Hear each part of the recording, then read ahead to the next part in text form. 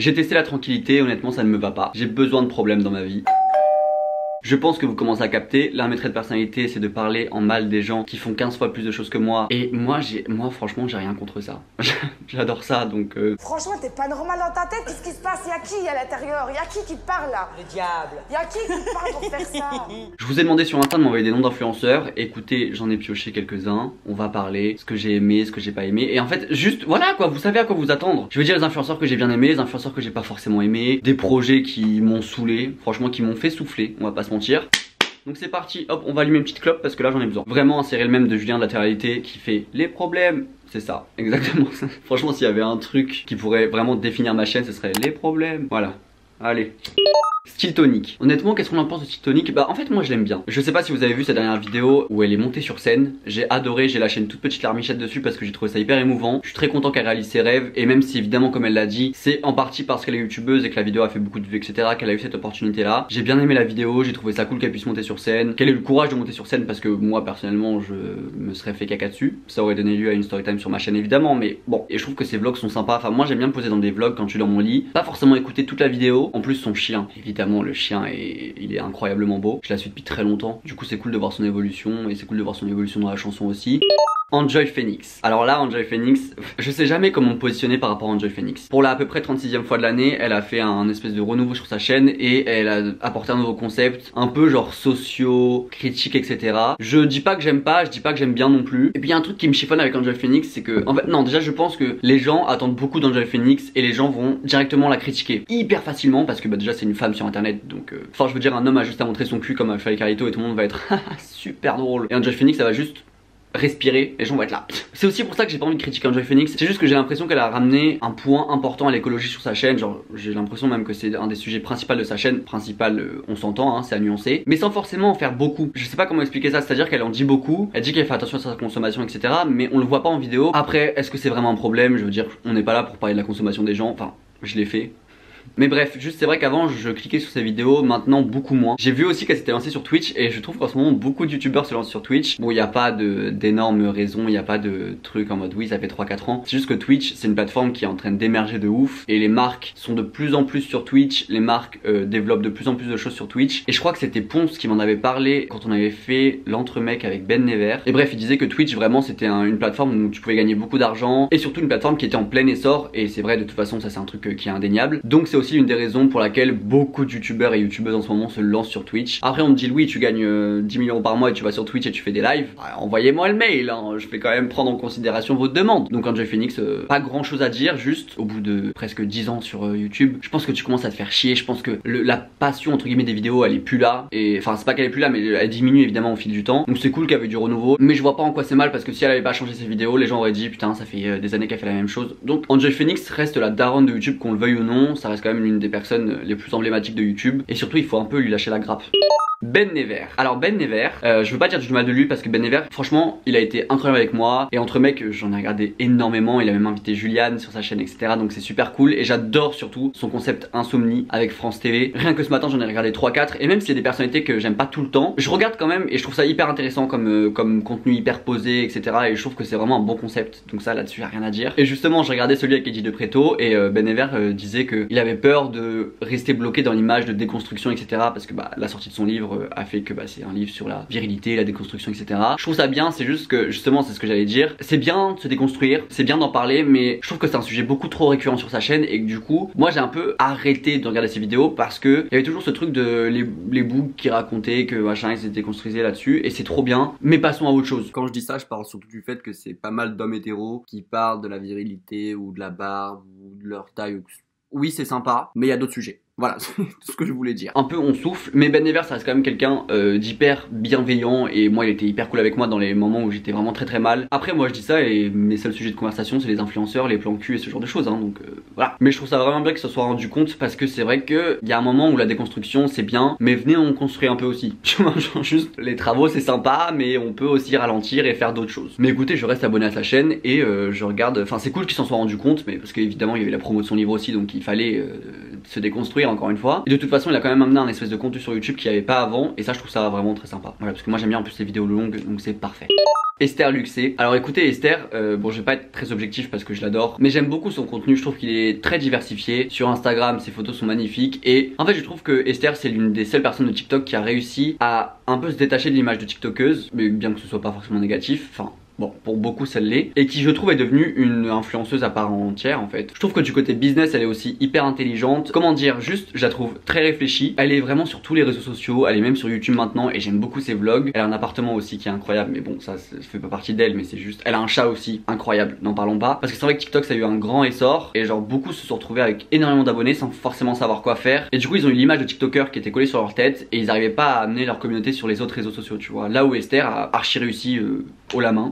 OG, on reste sur le truc de TikTok. Écoutez moi OG je l'aime bien. Au-delà des dramas etc d'OG, moi j'aime beaucoup sa musique. Lancez-moi la pierre si vous le souhaitez. Je trouve encore une fois comme un peu Esther, elle a réussi un peu à sortir de l'image de la TikTokeuse. Il y a un soir on s'est posé avec Alex, on a regardé ses clips et je trouve qu'elle fait vraiment de beaux clips. J'ai hâte de voir ce qu'elle nous prépare au niveau musique parce que moi j'aime beaucoup. Vraiment sa musique, tout ce que je veux entre le clip que j'aime beaucoup et juste la musique en elle-même. Je trouve ça incroyable que les gens n'en parlent pas parce que sa musique moi je la trouve trop bien.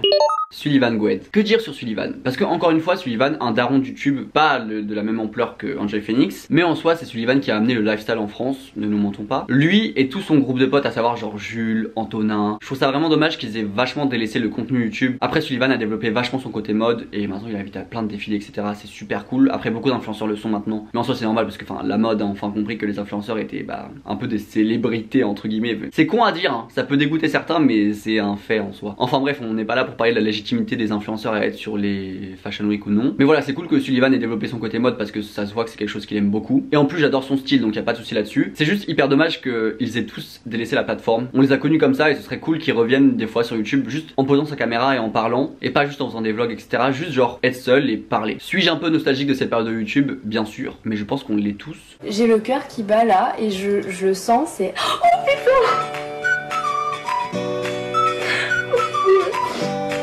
Voilà, ça y est. Juste voilà, ramenez-nous un peu d'amour au cœur des fois sur YouTube, c'est tout.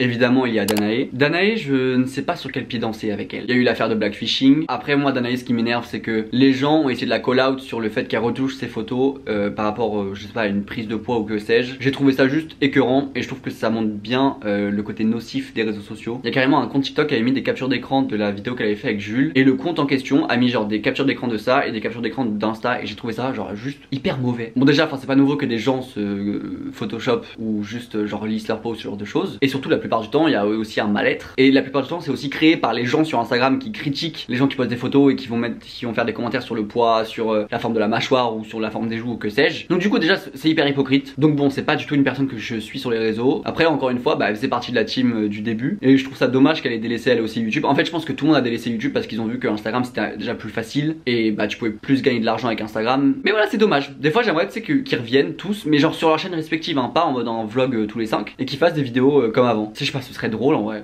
Marine LB. J'aime beaucoup les dernières vidéos qu'elle a sorties, surtout celle où elle est dans une chambre d'hôtel toute seule à Paris et juste elle parle et elle met des musiques etc. Je trouve la DA hyper intéressante et encore une fois on en avait parlé avec des potes mais je trouve que Marine LB et Emma Chamberlain c'est vraiment les mêmes personnes mais dans un pays différent quoi. Et je pense que Marine LB s'inspire beaucoup d'Emma Chamberlain mais je trouve que c'est pas dérangeant parce qu'elle le fait bien, notamment sur le montage de sa dernière vidéo justement où elle est toute seule dans une chambre d'hôtel. Déjà Emma Chamberlain le fait beaucoup et je trouve que ça ressemble bien au nouveau montage que Emma fait sur sa chaîne. Voilà, j'ai beaucoup aimé cette vidéo et j'ai trouvé vraiment jolie et je trouve ça archi bien qu'elle redevienne régulière sur YouTube parce que déjà moi YouTube c'est une plateforme, même si les gens peuvent dire que ça perd de son essor, ça perd de son influence etc. YouTube ça reste la plateforme principale, enfin je sais pas, moi je passe mon temps sur YouTube, j'adore sa personne en soi donc je vais pas me plaindre qu'elle redevienne régulière parce que moi ça me rend joie. Et surtout son chat, quand il chope le micro ou qu'il essaye de faire des conneries, j'adore. Sa vidéo qu'elle a fait dans son appartement où il y a son chat qui casse les couilles, j'aime trop son chat, il a l'air trop chiant. Anna RVR, Anna RVR c'est un peu comme Psytonic je trouve. Encore une fois Anna RVR, moi ça fait très longtemps que je la suis, enfin je la suivais quand elle s'appelait Melpichi 03 ou je sais plus quoi là. Et en plus elle aussi redevient régulière sur YouTube, je ne vais pas m'en plaindre. J'adore ces vidéos, tu réponds ou tu sirotes, là elle en a fait une avec Studio Daniel, donc déjà Studio Daniel j'adore. Et d'ailleurs tu réponds ou tu sirotes, je veux trop le faire avec des potes. En fait je préfère Anna RVR de YouTube que sur Instagram. Si j'aimais bien ses playlists quand je la suivais, elle parle aussi de sujets importants notamment l'alcool, il me semble qu'elle en avait fait une vidéo et j'avais trouvé ça hyper intéressant. Antonin, Évidemment, on savait très bien qu'elle allait avoir ce nom. Bah écoutez, Antonin me déteste. Après, est-ce que je peux lui en vouloir? Non. C'est vrai que j'ai pas forcément lâché sa veste en 2021, mais aussi, bon, j'ai envie de dire qu'il l'a cherché un petit peu, mais Antonin et moi, on a une relation chat et chat. Enfin, je veux dire, on s'aime pas trop, je pense. Enfin, je sais qu'il me déteste. Ça, je sais de source sûre que maintenant il me déteste. Moi, est-ce que je le déteste? Pas forcément, mais c'est juste, bah, par exemple, sa dernière vidéo, 24 ans étant hétéro, j'ai beaucoup de choses à dire. Je dois vous avouer, je me suis stoppé moi-même à faire une vidéo entière sur cette vidéo. Antonin et moi, je pense qu'on n'a pas la même mentalité, donc du coup, ça ne matchera jamais. C'est pas méchant ce que je fais sur YouTube, hein. Quand je parle des gens, je suis pas là à les insulter. J'aime beaucoup parler et j'aime beaucoup pointer du doigt ce qui va pas, genre dans les projets des gens, alors que moi, je n'en fais zéro. On peut aussi m'envoyer me faire foutre, hein. Je l'accepterai, tu vois ce que je veux dire. Je t'apprécie malgré tout puisque on a passé quelques soirées ensemble au début de YouTube. Enfin quand moi j'étais au début de YouTube. Et ça restait quelqu'un de très gentil quand même. Je déteste pas sa personne. J'aime pas forcément la personne qu'il est sur les réseaux. Litan Kotaz. Alors écoutez, Litan Kotaz, c'est un peu comme Antonin. Je dirais que je pense qu'il faut faire une distinction entre sa personne dans la vie et sa personne publique. Encore une fois, je pense qu'on en avait déjà parlé, mais Litan Kotaz, il a compris qu'il ne pouvait pas marcher en se faisant adorer. Donc il a vachement mis l'accent sur le luxe, sur son argent, etc. sur les réseaux pour que les gens l'insultent et pour qu'il lui donne du clout. Au final, il a il a réussi parce que le boug a des millions d'abonnés sur les réseaux. Je le trouve pas méchant, bon c'est juste que moi, son contenu, je ne le regarde pas. On va pas se mentir et je trouve que la façon dont il parle dans ses vidéos, mes parents m'ont réservé un bus pour mon anniversaire. Genre, c'est juste la façon dont il parle sur les réseaux. Des fois, ça me fait rire. Et je pense que des gens font largement pire que Litan Kotaz. Donc, bon, lui envoyer de la haine tous les jours. Est-ce que c'est pas un petit peu... c'est fatigant, tu vois, on souffle beaucoup. Mais pour autant, c'est vrai que j'irai pas m'abonner à son TikTok. Est-ce que je vais aller l'insulter dans ses commentaires? Non. Je sais que Litan, il y a genre 2-3 ans, j'avais pris des cafés avec lui, etc. Ça s'était bien passé, il est très intelligent. Après, c'est vrai qu'il y a ce côté où je pense qu'il y a des gens qui veulent trop, jusqu'à se rendre insupportable aux yeux des gens. Et juste... bah, c'est dommage, je trouve. Mais ça reste quelqu'un qui n'est pas méchant. Donc bon, voilà, la haine que les gens ont envers lui, je la comprends pas forcément. Même si en soi, il sait très bien ce qu'il fait. Donc, tu vois ce que je veux dire? Il y a un truc où je comprends pas.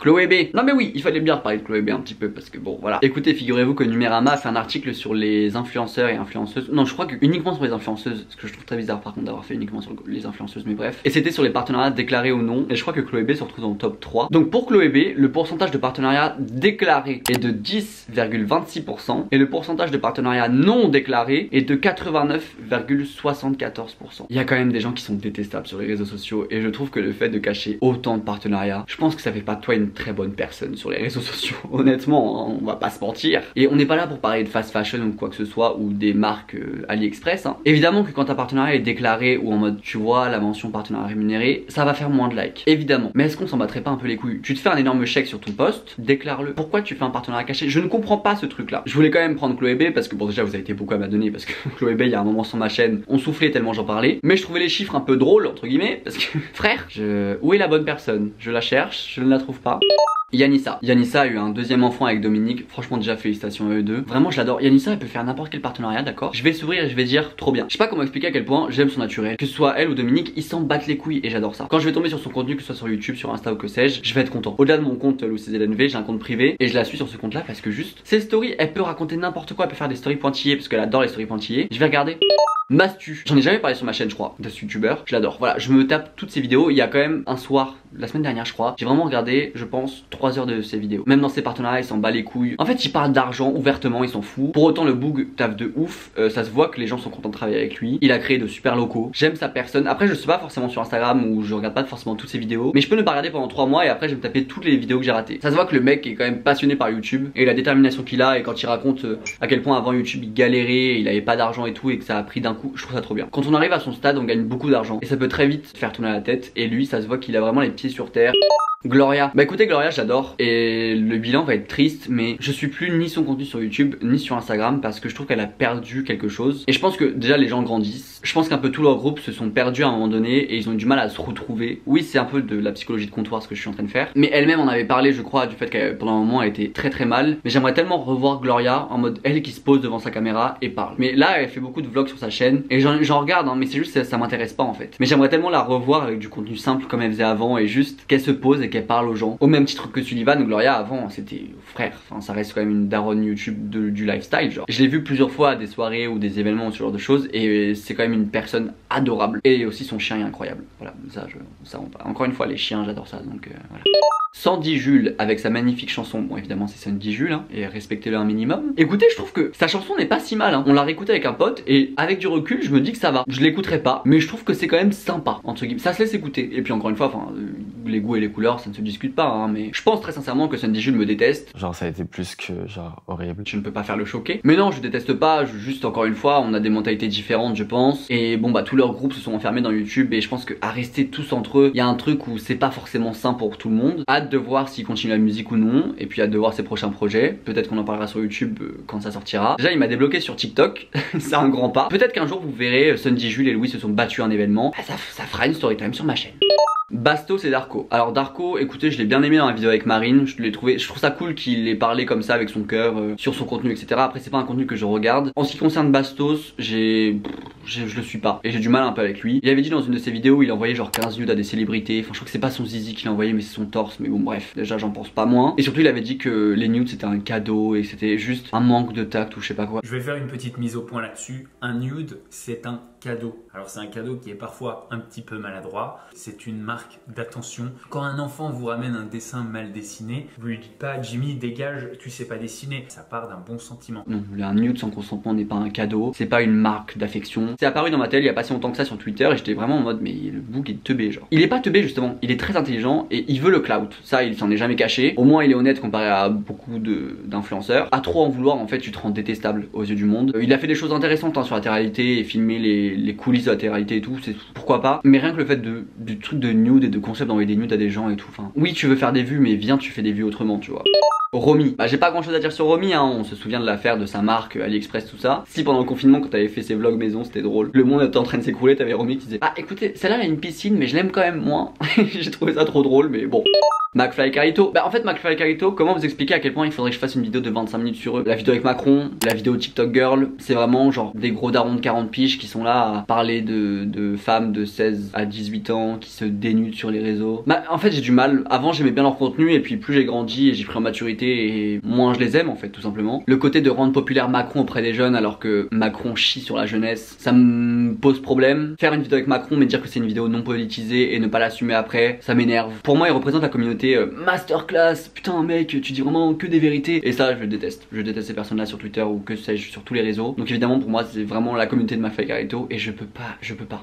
Théodore, alors Théodore il est dans le groupe de Mastu et putain Théodore je le suivais, enfin on se suivait mutuellement à genre 3-4 ans sur YouTube et je trouve ça fou de voir son évolution. Je crois que le mec maintenant a plus d'1 million d'abonnés. Quand je me suis fait la soirée où j'ai regardé les vidéos de Mastu et j'ai regardé ses vidéos aussi, il doit probablement pas me connaître mais je suis trop content de voir son évolution sur les réseaux. Donc on est content pour lui ici. Je vous ai dit, j'ai apaisé mon cœur hein, depuis le temps. Marion Caméléon, je pense que vous savez ce que je pense d'elle. Marion Caméléon c'est l'une des personnes les plus honnêtes de YouTube. En fait je trouve qu'elle a pas de tabou que ce soit sur l'argent, la productivité, le contenu etc. En fait je pense que les gens oublient que YouTube c'est aussi un business et c'est bien de pas en parler mais c'est pas forcément bien de juste foutre le bail sous le tapis et juste de pas en parler alors que tu gagnes des 30 000 € par mois, tu vois ce que je veux dire. Et Marion Caméléon je trouve qu'elle a vachement les pieds sur terre. Si je me maquille honnêtement j'écouterai son avis. Voilà. Inoxtag, bah écoutez Inoxtag ça va être le même avis que McFly et Carito. J'aime pas, j'accroche pas à son contenu. Je pense que déjà c'est pas un contenu qui m'est destiné. Mais le bail du live où il avait dit à une meuf qui ne parlait pas français de dire des trucs genre hyper sexuels. Et qu'après une twitcheuse, je ne me rappelle plus de son nom, mais voilà elle avait dit dans son live en mode c'est n'importe quoi etc. Et les gens l'avaient harcelé elle alors que Inoxtag a fait de la merde pour le coup. Inès, Tu as tu as une grosse bite. une grosse bite. Voilà. What did you make? Mais parce qu'il est avec une meuf en train de dire ouais passe sous le bureau, ouais je la soulève, je sais pas quoi. Non c'est pas drôle de dire à une meuf qui comprend pas le français de lui faire dire des choses genre hyper sexuelles dégueulasses devant une communauté de gros porcs qui sont là masterclass c'est trop drôle. Et je trouve que sa communauté a bien montré qu'ils étaient bêtes en allant harceler une femme qui essaye juste de soulever ça et de dire que bah non tu fais de la merde mon gars genre. Et encore une fois comme McFly et Carito je trouve que sa communauté c'est vraiment des gens qui disent masterclass putain t'es trop drôle mec, fuck les femmes. Crazy Sally, écoutez Crazy Sally elle pourrait parler d'aubergines, de carottes et de pommes de terre pendant 30 minutes que je regarderai la vidéo. Son contenu sur les réseaux est incroyable. Là j'ai vu qu'elle avait lancé une série avec Brut Motherland, trop bien, j'ai trop hâte de voir les épisodes. Crazy Sally c'est l'une des seules, encore une fois sur mon compte privé que je suis, l'une des seules influenceurs hein, confondues évidemment. J'adore son contenu, j'adore cette personne, incroyable sur 20. Emma Chamberlain, évidemment j'adore, vous le savez déjà, j'adore ses podcasts, j'adore sa personne même si elle fait pas l'unanimité, mais moi j'aime beaucoup, ça me relaxe quand j'écoute ses vidéos, ses podcasts je les écoute le matin quand je me prépare pour aller au taf, 10 sur 10. Spark Dice, bah Spark Dice pareil, lui il me déteste, je le sais très bien. Écoutez, je pense que c'est le même constat que sur Sullivan ou ce genre de personnes. J'aimais bien son contenu sur YouTube quand il était juste posé devant Facecam et qu'il avait fait par exemple ses storytime d'histoire. Je trouve très drôle et je trouve que du coup bah il y a un espèce de truc où il gâche ça parce qu'il est pas sur YouTube. Et surtout les storytime d'histoire, je veux qu'il reprenne ce concept. Je trouve ça, c'est un concept incroyable, qu'il continue en fait. Écoutez, on va finir avec Elodie Costa. Les gens se foutent ouvertement de sa gueule. Ses commentaires TikTok, c'est à vomir des fois. Il y a un moment où elle s'était maquillée ou je ne sais plus quoi. Les gens disaient en mode ah mais le November vient de commencer et là je l'ai perdu à cause de TikTok et tout. Genre c'est pas drôle de l'harceler en masse. Genre même si oui mais vous savez il y a beaucoup de gens qui l'aiment et en plus on lui donne de la force. Vous êtes juste à vomir. Moi c'est pas un contenu qui m'intéresse donc je regarde pas. Mais à chaque fois que je tombe sur son contenu et que je vois les commentaires, moi ça me fait pas rire personnellement. Après vous pouvez me traiter de rabat-joie hein, peut-être. Et n'en parlons même pas des TikTokers qui la prennent sous son aile mais juste uniquement parce qu'ils ont besoin de clout et qui basent leur contenu uniquement sur le fait qu'il soit ami avec Elodie Costa. Après c'est bien parce que du coup ça marche pour elle mais ça marche dans le mauvais sens parce que les gens se foutent de sa gueule ouvertement et moi ça m'énerve. Oui mais regardez, elle en joue bien, elle a plein de vues, bah encore heureux qu'elle en joue et j'ose espérer qu'elle se fasse de l'argent avec ça. Écoutez, cette vidéo est terminée, j'espère qu'elle vous a plu, si c'est le cas, un petit pouce bleu, un petit commentaire de référencement parce que bon, j'aimerais bien devenir riche avant la fin de l'année donc ce serait bien que ça arrive. Moi c'est des vidéos que j'adore filmer, surtout un peu cette espèce de bilan sur l'année des influenceurs que j'ai bien aimé et tout. J'adore parler, vous savez très bien, moi la branlette intellectuelle et juste me poser, qu'on m'écoute pendant 1 heure, j'adore ça. J'espère juste qu'aucun influenceur va me bloquer ou que sais-je après cette vidéo, enfin quoique, faites-le, ça fera des storytime sur ma chaîne. Et moi j'ai dit 2022 c'est YouTube donc en soi faites-moi des storytime. Mais voilà, on se retrouve la semaine prochaine ou peut-être demain pour la Saint-Valentin. Peut-être. Moi je dis ça, hein, mais peut-être qu'on se retrouve demain. J'espère que cette année sera vraiment une année YouTube et que je vais rester régulier dans mon contenu parce que j'adore YouTube, ça me plaît de fou, j'adore parler avec vous, j'adore vos retours. Et ouais, j'ai pas envie de perdre ça, même si maintenant j'ai un travail et que j'aimerais bien reprendre les études, etc. C'est quelque chose qui me fait plaisir tout simplement. Et puis voilà, on va passer cette année ensemble et j'en suis très ravi. J'espère que j'aurai pas envie de crever cette année parce que sinon ça va tout gâcher dans mon projet. Mais voilà, je vous dis à la prochaine, peut-être demain, ou peut-être dimanche prochain, ou peut-être demain. Et puis gros bisous, je vous aime trop et merci d'avoir été là. Bisous.